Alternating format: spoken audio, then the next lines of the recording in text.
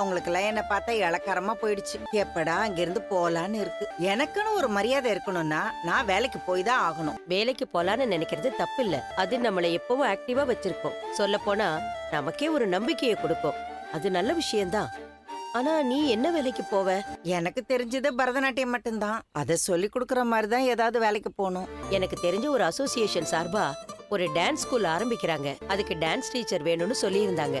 எனக்கு தெரிஞ்ச ஃப்ரெண்டோட ஃப்ரெண்டு மூலமா தகவல் வந்துச்சு. அப்படியா? ரொம்ப நல்லதா போச்சு. அது எனக்கு ஏத்த வேலைதான்.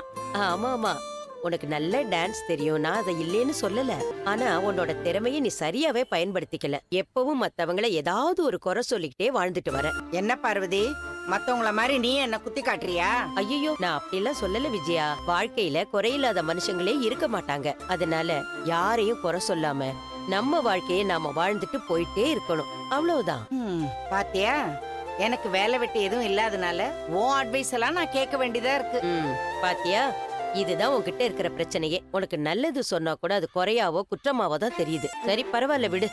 சரி சரி, நான் அதெல்லாம் சரி பண்ணிக்கிறதுக்கு முயற்சி பண்றேன். நீ எப்படியாவது எனக்கு அந்த வேலையை வாங்கி கொடுத்துரு பார்வதி. அதான் சொன்னேன்ல, எனக்கு நேரடியா யாரையும் தெரியாதுன்னு. என் ஃப்ரெண்டோட ஃப்ரெண்டு மூலமா எனக்கு அந்த தகவல் வந்துச்சு. மத்த விவரம் எல்லாம் எனக்கு எதுவும் தெரியாது. நீதான் போய் தெரிஞ்சுக்கணும். சரி, நான் இப்பவே போறேன். அந்த அட்ரஸ் என்னன்னு எனக்கு கேட்டு சொல்ல. சரி, நான் அவகிட்ட கேட்டு சொல்றேன். பார்வதி, அப்படியே அவங்க கிட்ட கேட்டு எனக்கு ரெக்கமெண்ட் பண்ண முடியுமான்னு கேக்குறியா? அதெல்லாம் கஷ்டம் விஜயா. என்னால உனக்கு அட்ரஸ் தான் வாங்கி தர முடியும்.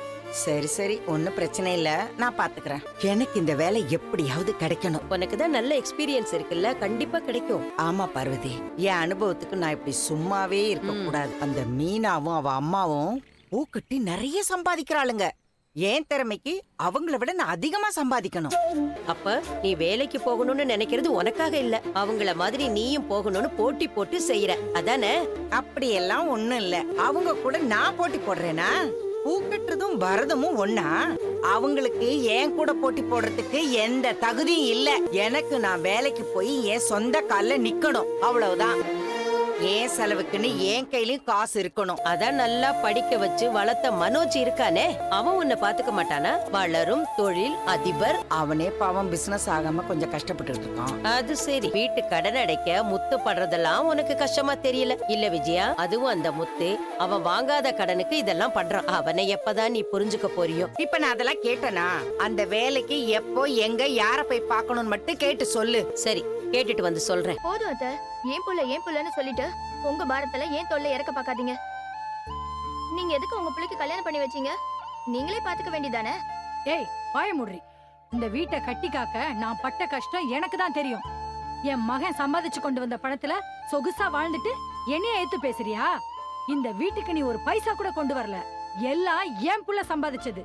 ஆனா நீ இப்ப வந்துட்டு இந்த வீட்டுக்கு தலைவி ஆயிலான்னு பாக்குறியா? அப்படியெல்லாம் தலைவி ஆகணும்னு எனக்கு எந்த அவசியமும் இல்ல. இந்த வீட்டுக்கு தலைவியாகி நான் என்ன நாட்டையே ஆள போறேன். இந்த வீட்டுல இருக்கிற என் புருஷனையும் என் புள்ளையையும் எப்படி பாத்துக்கணும்னு எனக்கு தெரியும். கரெக்ட். ஏய், உன்னால அடக்கமா இருக்க முடியாதா? என்னால அடிமையா இருக்க முடியாது. அப்படி சொல்லு. அடக்கம்னு நீங்க சொல்றதுக்கு அர்த்தம் அடிமைத்தனம். என்னால அப்படியெல்லாம் இருக்க முடியாது. என் புருஷன் கூட இருக்கும்போது நீங்க நடுவுல வந்து நிக்கிறதும், அவருக்கு சாப்பாடு போடும்போது நீங்க வந்து அத சாப்பிடு இத சாப்பிடுன்னு சொல்றதும், நான் சமைக்கிறதுல குறை கண்டுபிடிக்கிறது, இதெல்லாம் பார்த்தா எனக்கு அருவருப்பா இருக்கு. நல்லா கேளு. நீங்க இன்னும் உங்க புள்ளைய குழந்தையாவே பாத்துட்டு இருக்கீங்க. அவர் கால்ல விலங்கு மாட்டி வச்சிருக்கீங்க. அவர் இப்ப என்னோட புருஷன். உங்க மடியில வளர்ற புள்ள ஒண்ணும் இல்ல, ஞாபகம் இருக்கட்டும். ஓஹோ, அப்ப என் மகன் எனக்கு அந்நியமா போயிட்டான்ல? நான் கஷ்டப்பட்டு வளர்த்த என் மகன் நீ வர்ற வரைக்கும் ஒழுங்கா என் பேச்ச கேட்டுட்டு இருந்தான். இப்ப நீ வந்ததும் உனக்கு அடிமையாக்க பாக்குறியா? அப்புறம் எதுக்கு கல்யாணம் பண்ணி கொடுத்த? ஏய், என்னடி நீ பதில் சொல்லிக்கிட்டு இருக்க? அந்த பொண்ணு கரெக்டா தானமா கேக்குறா? உன் கழுத்துல தொங்கிட்டு இருக்கே தாலி, அது ஏன் பையன், நீ வேணும்னு கட்டல. நான் உன் கழுத்துல கட்ட சொன்னேன், அதனாலதான் கட்டினான். அத உன் மனசுல வச்சுக்கோ.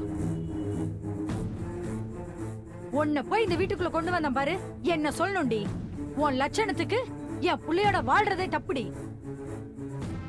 நாளைக்கே உன்னை வீட்டை விட்டு துரத்திட்டா நீ தெருவுல தாண்டி நிக்கணும்.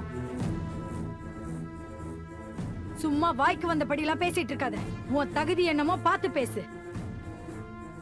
உனக்கெல்லாம் என் புள்ளையோட வாழ்றதுக்கு தகுதியே இல்ல.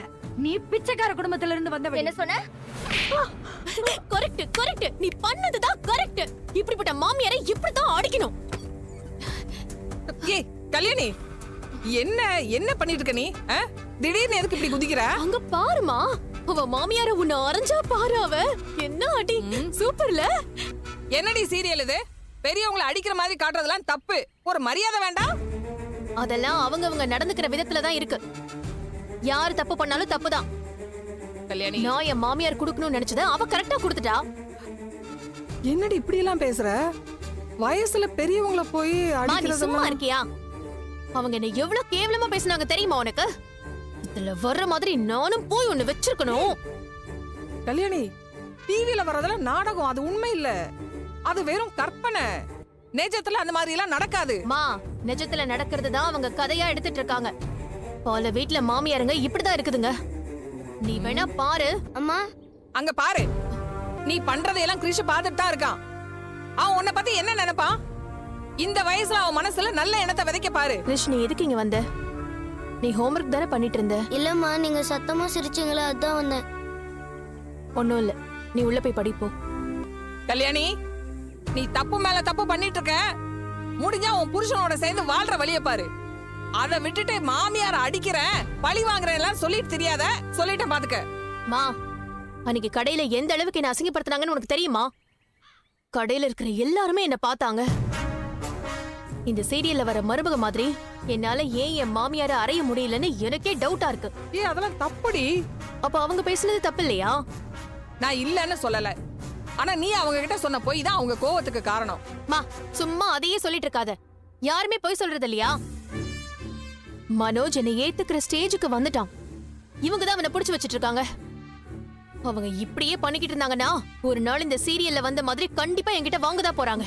கல்யாணி, நீ அப்படி எல்லாம் எதுவும் உன் அட்வைஸ் எல்லாம் நான் கேட்கவே இல்ல. நீ போய் வேலையை பாரு போ. இன்னொரு வார்த்தை பேசுன தொலைச்சிருவேன் உன்னை. எனக்கும் என் புருஷனுக்கும் நடுவுல வர வேலை வச்சுக்காத. உங்ககிட்ட ஒரு விஷயம் சொல்லணும். சொல்லு. நான் வேலைக்கு போறேன். என்ன வேலை? டான்ஸ் சொல்லி கொடுக்குற வேலை தான். வேற என்ன வேலை தெரியும் எனக்கு? கொஞ்ச நாள் பார்வதி வீட்டுல டான்ஸ் கிளாஸ் எடுத்துட்டு இருந்தேன். அதையே 2 பேர் லவ் பண்றேன்னு சொல்லிட்டு என் கிளாஸ கெடுத்துட்டு போயிட்டாங்க. அதான் அப்போ யோகா கிளாஸ் எடுத்தியா? அதத்தான் உங்க பையனும் மருமகளும் சேர்ந்து எடுக்க விடாம பண்ணிட்டாங்களே. உண்மையை மறைச்சு பேசாத. நீ பார்வதியை பத்தி அவன் பையன்கிட்டயே தப்பா சொன்ன. அதனாலதான் கிளாஸ் எடுக்க வேண்டாம்னு சொன்னான். அதெல்லாம் நான் இப்ப கேட்டேனா? வேற ஏதாவது டான்ஸ் கிளாஸ் எடுக்க வேலைக்கு போலான்னு இருக்கேன். இதெல்லாம் வேணாம் விஜயா. இத்தனை நாள் விட்டுட்டு இப்ப என்ன வேலைக்கு போகணுங்கிற? இத்தனை நாள் எனக்கு தெரியாம போயிடுச்சு. அப்படியே குண்டு சட்டிக்குள்ள குதிரை ஓட்டிகிட்டே வாழ்ந்துட்டேன். வெளியில எனக்கு எவ்வளவு வாய்ப்பு இருக்குன்னு இப்பதானங்க எனக்கு தெரியுது.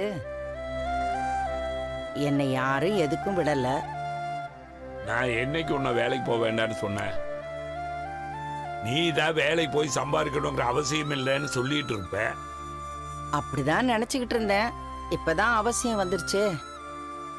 நம்ம கையிலயும் 4 காசு இருக்கணும். அப்பதான் யாரா இருந்தாலும் நம்மள மதிப்பாங்க. நான் அடுத்தவங்க கை எதிர்பார்த்து இருக்க விரும்பல. அதனால நான் வேலைக்கு போக தான் போறேன். நான் உங்ககிட்ட பர்மிஷன்லாம் கேட்க வரல. வேலைக்கு போறேன்னு தகவல் சொல்ல தான் வந்தேன். அது நீ சொல்ற விதத்திலேயே எனக்கு புரியுது. சம்மந்தியம்மா, அண்ணன் சொல்றதுலயே ஒரு நியாயம் இருக்குல்ல. எதுக்கு நீங்க வெளியே போய் வேலை செஞ்சு கஷ்டப்படணும்? ஏன் நான் வேலைக்கு போறதுல உங்களுக்கு என்ன பிரச்சனை? நீங்க மட்டும் வேலைக்கு போய் சம்பாதிக்கலாம், என்னால சம்பாதிக்க முடியாதா? நான் உங்களை விட அதிகமாவே சம்பாதிப்பேன். உங்களை விட கௌரவமாவும் சம்பாதிப்பேன். அப்ப தெரியும் உங்க எல்லாருக்கும் நான் யாருன்னு. நீங்க சாதாரணமா பூ கட்டுறவங்க, நான் அப்படி இல்ல. என்கிட்ட கலை இருக்கு. ம், அவங்க செய்யற வேலையோ ஒரு கலை தான். மற்றவங்க செய்யற வேலையை என்னைக்குமே குறைச்சு பேசாத. என்னப்பா, என்னாச்சு? ஏன் எல்லாரும் ஒரு மாதிரி இருக்கீங்க? அதெல்லாம் ஒன்றும் இல்லை. அவங்க அம்மா ஏதோ டான்ஸ் கிளாஸுக்கு வேலைக்கு போகணும்னு சொல்லிட்டு இருக்கிறா. நான் வேண்டான்னு சொல்லிட்டு இருக்கேன். ஏம்மா, நீங்க எதுக்குமா வேலைக்கு போகணும்? மத்தவங்க எல்லாம் வேலைக்கு போய் சம்பாதிக்கணும், நான் மட்டும் வேலைக்கு போய் சம்பாதிக்க கூடாதுல்ல? சொந்தமா சம்பாதிச்சாதான் இங்க மரியாதையே கிடைக்குது. எனக்கே இத்தனை வருஷம் கழிச்சுதான் இந்த யோசனையே வந்திருக்கு. அதையும் கெடுக்க பாக்குறீங்களா? அப்படியெல்லாம் எதுவும் இல்ல அத்தை. நீங்க எதுக்கு இப்ப வேலைக்கு போயிட்டு? அதான் நாங்க எல்லாரும் இருக்கோம்ல, நல்லா பாத்துக்கிறோம் அத்தை. யாரையும் நம்ப நான் தயாரா இல்ல. என்னை யாரும் பார்த்துக்க தேவையும் இல்ல. பா அம்மா வேலைக்கு போறதெல்லாம் ஆகாதுப்பா. அம்மா எல்லாம் வேலைக்கு போய் இன்னொருத்தவங்க எல்லாம் வேலை செய்ய முடியாது. உங்க வீட்டுல நீங்க கெத்தாவே வாழ்ந்து பழகிட்டீங்க. அதான் இப்ப வீடே இல்லைன்னு ஆயிடுச்சுல்ல. மா சொன்ன கேளுங்கம்மா. உங்களுக்கு வேலை எல்லாம் செட் ஆகாதுமா. சம்பளம் கொடுக்குறவன் ஏதாவது சொல்லுவான், உங்களால கேட்டுட்டு இருக்க முடியாதுமா. நீ சொல்றது கரெக்டு தான். ஆனா இவ யாருக்கு அடைக்கு போறவில்லையே. பா பேசாம நம்ம வீட்லயே சின்னதா ஒரு டான்ஸ் கிளாஸ் ஆரம்பிக்க சொல்லுப்பா. நான் தான் வீடே இல்லைன்னு சொல்லிட்டு இருக்கேன்ல. இதுல எங்க டான்ஸ் ஸ்கூல் ஆரம்பிக்கிறது? நாமளே அடுத்த வீட்டுல வந்து உட்காந்துருக்கோம். அத்தை நீங்க ஏன் அப்படி நினைக்கிறீங்க? இது உங்க வீட நினைச்சுக்கோங்க. அது சரி.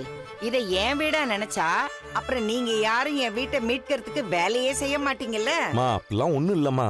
நம்ம வீட்டை மீட்கிறதுக்கு என்னென்ன வழி இருக்கோ எல்லாத்தையும் நான் பார்த்துட்டு தான் இருக்கேன். நானும் மீனாவும் நைட்டு மகளமா உழைச்சிட்டு இருக்கோம். அப்படிலாம் நாங்க விட்டுற மாட்டாங்களா, நம்புங்க.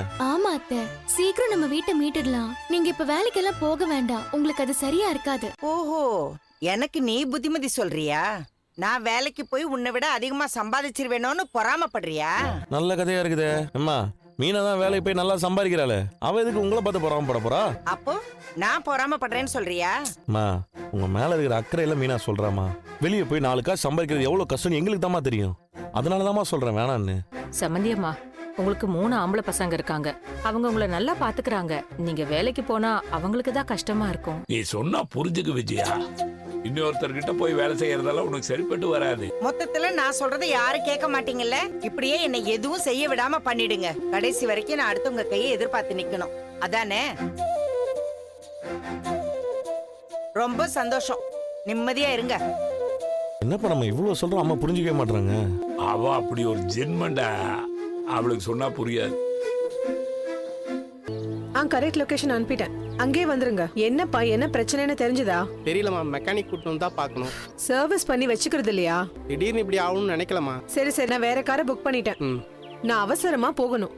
காரை ரெடி பண்ணிட்டு வீட்டுக்கு போயிடுங்க. சரிங்கம்மா. Okay okay. மேடம் இங்க கார் புக் பண்ணது நான் தான்ப்பா. எங்க கார் திடீர்னு நின்னு போச்சு. அப்படிங்களா?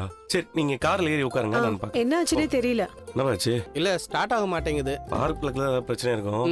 சரி நீங்க வெயிட் பண்ணுங்க, பக்கத்துல ஒரு மெக்கானிக் கடை இருக்கு, நான் ஃபோன் பண்ணி வர சொல்லிட்டு போறேன். சரி வா வா ஏறுமா. எனக்கு ஜூஸ் வேணும். அங்கிள் வீட்டுக்கு போறோம்ல, அங்க வாங்கி தரேன். எனக்கு இப்பவே வேணும். சரி போகும்போது வாங்கி தரேன் வா. பக்கத்துல இருக்கிற மெடிக்கல் ஷாப்ல நிப்பாட்டுங்க, நான் ஒரு டேப்லெட் வாங்கணும், வாங்கிட்டு போறேன். சரிங்க மேடம், நீங்க ஏறுங்க. ஆமாண்ணே, 85 58 ப்ளூ கலர் வண்டி. சரிண்ணே, ஓகேண்ணே ஓகேண்ணே சரிண்ணே. Madam medical. கனகா உட்காந்துரு, நான் கடைக்கு போயிட்டு வந்துடுறேன். தம்பி கொஞ்சம் ஜாக்கிரதையா பாத்துக்கோங்க. இந்த இருக்க மெடிக்கல் தானம்மா, நீங்க போயிட்டு வாங்க, நான் பாத்துக்கிறேன். சொல்றா இல்லடா, நான் சவாரிக்கு வந்திருக்கிறேன். டேய் நான் அப்படியே வீட்டுக்கு போனாலும் போவேன்டா. ஆட்டோ டேய் கூப்பிடுறா. ஏமா ஏய் ஆட்டோடா. ஐயோ என்னப்பா, என்னாச்சு? என் பொண்ணு எங்க? மேடம் அவங்க திடீர்னு ஆட்டோல ஏறி போயிட்டு இருக்காங்க மேடம். என்னப்பா நீ அவளை ஜாக்கிரதையா பாத்துக்கோன்னு சொன்னேன்ல. மேடம் நான் இங்க தான் மேடம் வந்தேன். அவங்க எப்ப ஆட்டோல இருந்தாங்கன்னே தெரியல, போயிட்டாங்க. உங்களுக்குள்ள ஏதாவது சண்டையா? அது இல்லப்பா, என் பொண்ணுக்கு கொஞ்சம் மனநிலை சரியில்லப்பா. மேடம் என்ன மேடம் நீங்க இப்ப சொல்றீங்க? இத முதல்ல நீங்க தெளிவா என்ன சொல்லிருக்கணுமா மேடம்? நல்லா இருந்த பொண்ணுதான், ரொம்ப மன அழுத்தம் அதிகமாயி கொஞ்ச நாளதான் இப்படி பண்ணிக்கிட்டு இருக்காப்பா. அவளை எங்கேயும் தனியா விட மாட்டேன்ப்பா. இப்போ எங்க போயிருக்கான்னு தெரியலையே. சரி நீங்க ஒண்ணும் கவலைப்படாதீங்க, நீங்க வண்டியில ஏறிக்குவாங்க. அவங்க இப்படிதான் போறாங்க, வேகமா போனா புடிச்சல ஏறுங்க. கொஞ்சம் சீக்கிரம் போப்பா. ஜீவா ஏதோ ஒரு பெரிய பார்ட்டி வந்துட்டு இருக்காங்க. ஆமா சார், நிறைய பர்ச்சேஸ் பண்ணுவாங்கன்னு நினைக்கிறேன். ப்ராஃபிட்டும் வரும். சீக்கிரம் நமக்கு salary கிடைக்கும்ல. ஆல்ரெடி 2 நாள் லேட். கரெக்ட், இந்த கஸ்டமரை வச்சே நம்ம சேலரி வாங்குறோம். பாஸ், அங்க ஏதோ பெரிய கஸ்டமர் வராங்க பாஸ். ஆமா, போய் வெல்கம் பண்ண. வாங்க போலாம். Welcome madam. என்ன ப்ராடக்ட் பார்க்க போறீங்க மேடம்? எல்லாமே இருக்கா? ஹோம் அப்ளையன்ஸோட எல்லா ப்ராடக்ட்ஸும் இருக்கு மேடம். நீங்க என்ன வாங்க வந்திருக்கீங்க? நிறைய வாங்க வந்திருக்கேன் பாஸ். நான் ப்ராடக்ட் காட்டவா? நானே காட்டிக்கிறேன், வாங்க மேடம். பாத்தியா, பெரிய கஸ்டமர்னா அவனே கூட்டிட்டு போறான். விடுங்க பாஸ், நமக்கு salary வந்தா சரிதான். சொல்லுங்க உங்களுக்கு என்ன வேணும்? மேடம் நீங்க தான் என்னோட கஸ்டமர், என்ன வேணும்னு நீங்க தான் சொல்லணும். இப்போ எனக்கு ஆப்பிள் ஜூஸ் வேணும். ஜூஸ் தானே? சந்தோஷ் ப்ரோ. சொல்லுங்க ப்ரோ, மேடம்க்கு ப்ராடக்ட் காட்டவா? அதெல்லாம் வேண்டாம், போய் மேடம்க்கு ஒரு ஆப்பிள் ஜூஸ் வாங்கிட்டு வாங்க. நானா? என்ன ப்ரோ நிக்கிறீங்க, போங்க ப்ரோ. சார், பெரிய கஸ்டமர் வாங்கிட்டு வாங்க. நான் போறேன்.